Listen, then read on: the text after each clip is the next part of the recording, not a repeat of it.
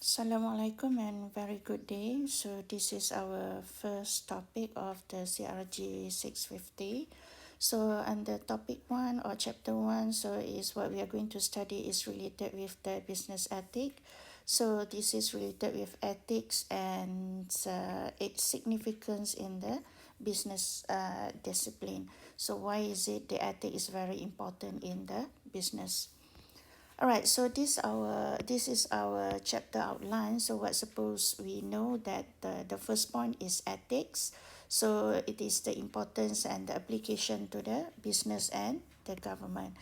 So why is it importance to business and also to the government? All right, the other one is organizational and the global ethical culture. The third one, we have to study the framework for the why we have to study for the business framework for the business and also the professional ethics for the accountants. And the last one is like moral reasoning, the ethical decision process. All right, the first one is we have to understand first of all what is ethics and also the governance. All right, so the first one we have to understand in terms of the definition. So what is ethics? So ethics is all about the right or the wrong. Is this the right way or this is the wrong way in order to do something? What is business ethic is actually the right or wrong, or the other word is like the appropriate or inappropriate behavior in the business. So some sort like is this being acceptable or is this being right way to do in your business, or this is the wrong way, or this is the good or bad behavior that you should do in your business. And what is governance, right? So governance is actually the setting appropriate strategies, objective and policies to ensure you are going to achieve, ensure appropriate achievement, reporting towards the stakeholders as the continuing support to make sure that this kind of strategy, policies, going to achieve what the stakeholders want. All right, now we move on to why are good ethics and governance are important. All right, why is it important? All right, number one is for the economic stability. Number two is for the stakeholder support for the corporation. And the third one is for the reputation of the management. So this is very important. All right, next we move on to the ethics environment for business. All right, during the last 30 years, there has been an increasing expectation about the business exists to serve the needs for the shareholders and society. So some sort like here is stated that many people have a stake or interest in the business, its activities and its impact. So basically it means that here start from previously till now, the expectation what the shareholders and the stakeholders want in the company, it become increasing. All right, so here like we see here, all right, so this is our business. So who will be the stakeholders here?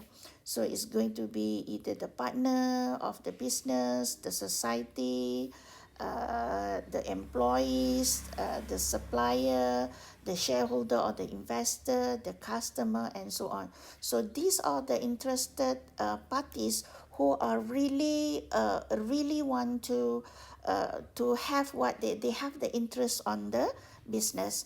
So last one, this one, if the interests of these stakeholders are not respected, so then the action that is often painful to the shareholders, officers and directors usually occurs. Okay, so it means that here if the interested of the stakeholders here is not being fulfilled, so this one will give the negative impact. All right, so the other one here, the ethics, the continue of the ethics environment for business, is state like is like unlikely that the business can achieve their long-term or their long-run strategic objective without the support of the key stakeholders such as the shareholders, employees, creditors, just now suppliers, government, communities, and activists. So it means that here, in order to achieve the long-run objective of the company, so they need the support of all of these stakeholders.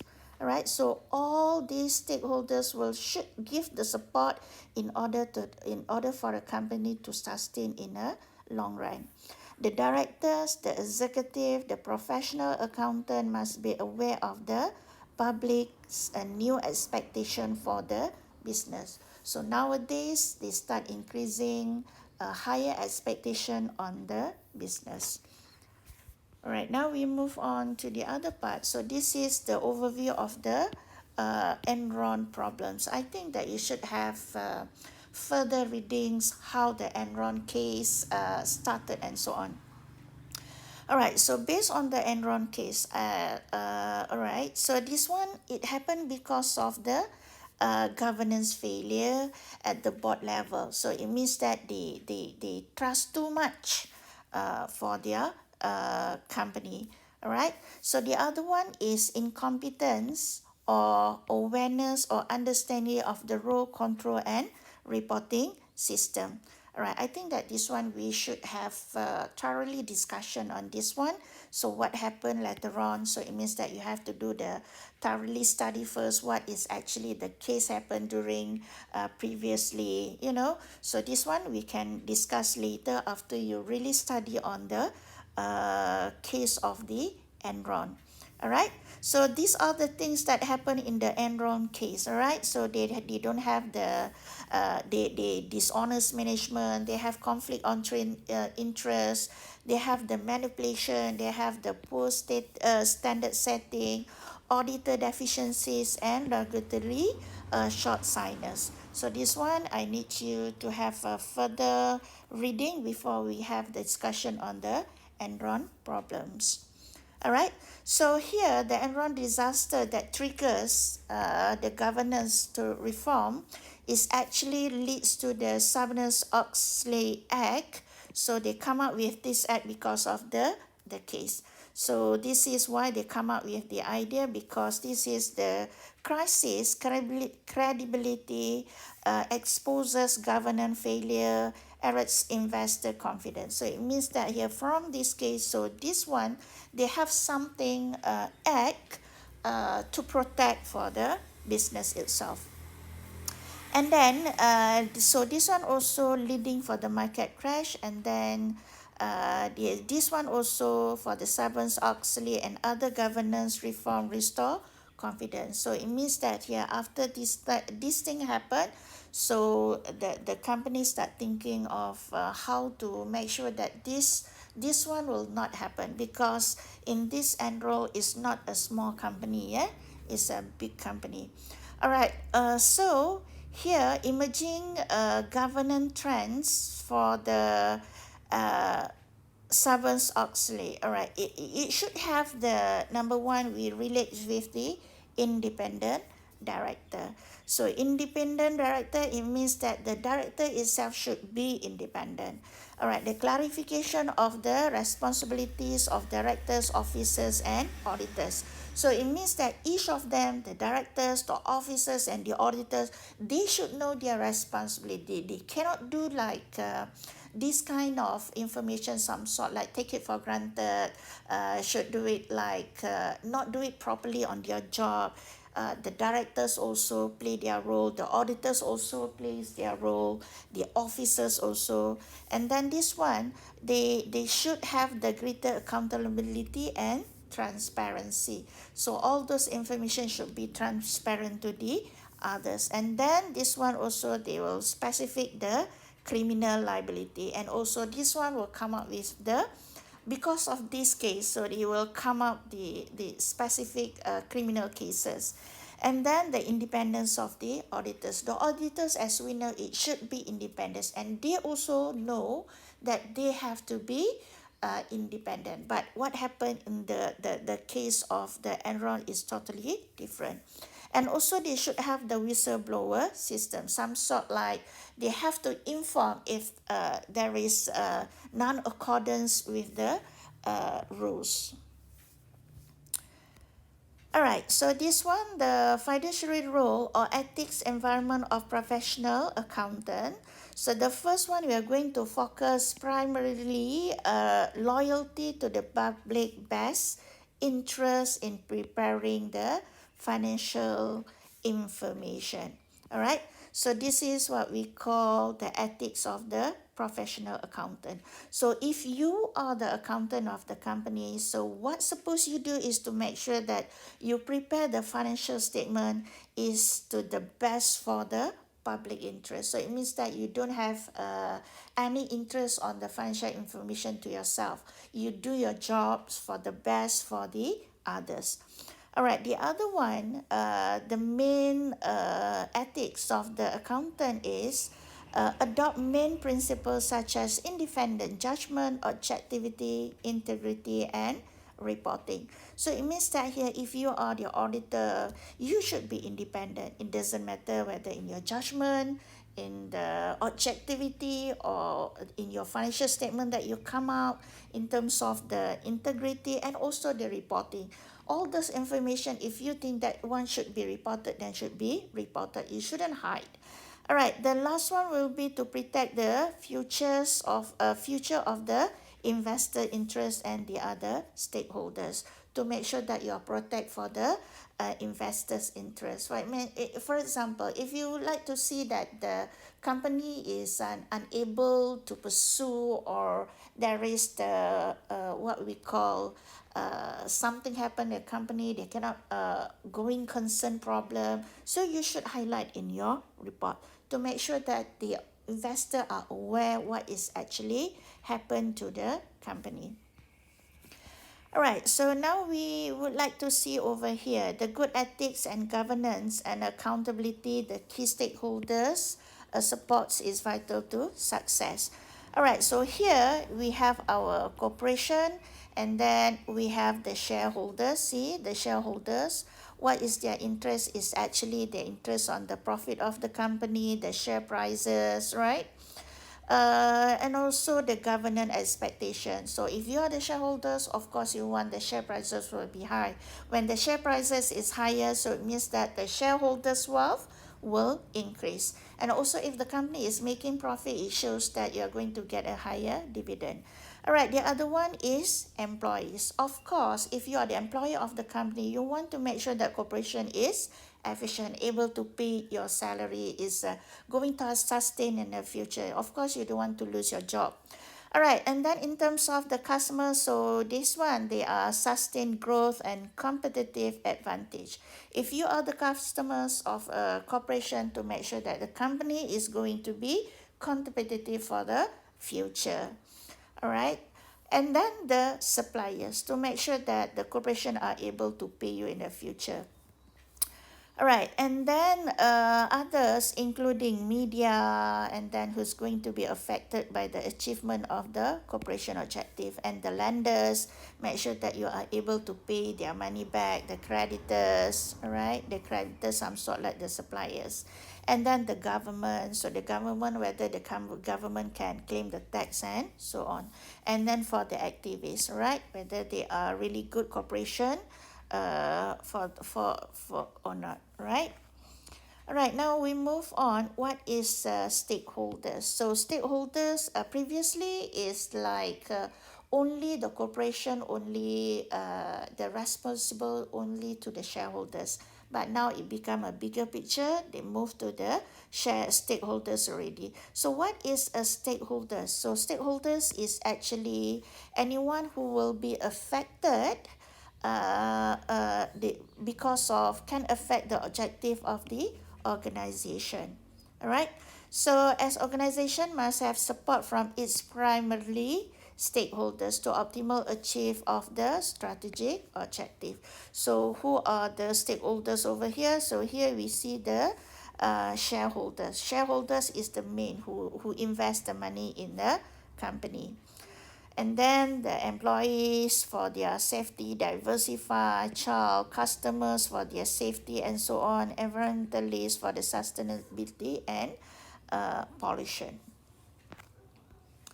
All right, so what is governance? So I think that we covered a little bit just now. So what is governance? So those mechanism or process and relation by which corporation are controlled and directed.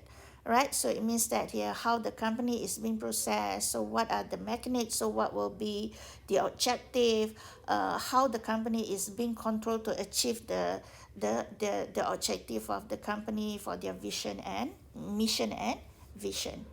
So governance theory. So what drives the action? All right. So what drives the action? We have to look at the theory here now. So agency theory. So what is agency theory? So individuals attempt to opportunistically maximize his or own personal gain. Stewardship theory is actually the management want to do a good job through the performance of their duties. So it's actually the difference between the agency theory and stewardship theory. I would like to give you the examples like if the CEO, according to the agency theory, he will take the opportunity to do the best for his personal or her personal gain. But for the stewardship theory, the CEO will do the job to motivate through intrinsic award and will balance their interests and the other interests of the stakeholders. All right. And the last one is the resource-based theory. So this one is the theory relates with the firm's internal environment, including its resources and capabilities are most important in determining the strategy and the action. So based on this one, it based on the resources of the company itself in order to determine the strategy and the action of a company. And then the shareholder theory. So shareholder theory is actually refers to the shareholders' interests that are most important. For example, the shareholders' primacy, wealth maximization. So they what the shareholders want is actually they want the wealth for they themselves, the shareholders itself. All right, for the stakeholders theory, so stakeholders' interests are important, such as profit, for example, the quality of life, the manager satisfaction, and respect of the society. So it depends on who are the stakeholders that they referring to. So this kind of the stakeholder will have their own interests. Okay, and also it also has the I mean like the environment also is also important. So which one do you think that these are really at work, and this one what impact do they have on the governance measure? So these are the two questions that you can ask yourself. Right, so this one is the governance through boards of directors responsibility. So we can see here, so how board discharge its responsibility. So what are the red flag should be watched. All right, have a look here. So this is the board of directors. So the board of directors is actually legally responsible to the shareholders and is strategically to the stakeholders. All right, so that there is a contract between the two. All right, so success depends upon reputation with the stakeholders. So what makes a good reputation?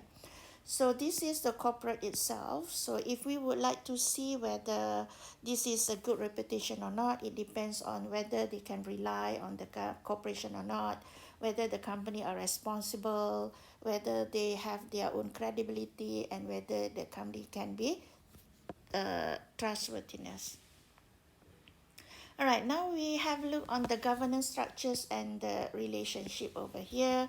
So we can see like, for example, if we are the shareholders, all right, so the shareholders will, this one, the formal reporting, the shareholders and the board of directors. right? So the link between the two, the formal reporting, the shareholders and the board of directors. Board of directors also link with the stakeholders.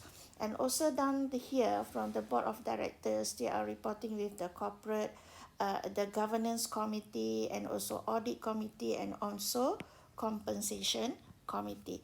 And we can see here the auditors, for example, the external and internal auditors reporting to the audit committee, and audit committee also will report to the internal and external. And also if they have the whistleblower program, so this one is also under audit committee who are going to protect them. All right, so under the board of directors, so there will be the CEO of the company, the CFO of the company. All right, now we have a look on the whistleblower. So what do you understand by the whistleblower? So whistleblower can be defined as the deliberate voluntary disclosures reporting of the individual or organization malpractice by a person who has or had privilege across access to the data. So it means that here it doesn't matter a person or individual or organization, if they found that something wrong in the company, they would like to report. Okay, so whether it's improper conduct in the organization, right, or within its ability of control. And then the other one, so generally improper conduct can be described as any conduct by employee if proof constitute a criminal offense, or any conduct that constitute wrongdoing, including the following. Number one, we can see whether there are breach of the law, and then breach of the regulations, right, of the company, and then breach of contract if there is insider trading. Is there any criminal act? Is there any the action will be cause the financial losses to the company? For example, intentional misrepresentation, they intentionally doing it. And then the other one is breach of ethics, right, which is described by the code of ethics and so on. And then the other one, it could be by the significant harm to the company or any person. So anything like wrongdoing that will harm the company or a person. And the last one, this one, deliberate concealment of information concerning any matters listed above. So any information related to the above. So whistleblower. So whistleblower, continue. So the rationale why we should have the whistleblower is actually to protect the whistleblower or the employees who provide the report. So this means like if the person would like to make a report on the company or the employee or the other person or the organization, we should protect them. All right, so to make sure that this may avoid dangerous threats which affect life and safety for the whistleblower. So it's stated over here there are two consequences of the whistleblowing. It could be positive and it could be negative.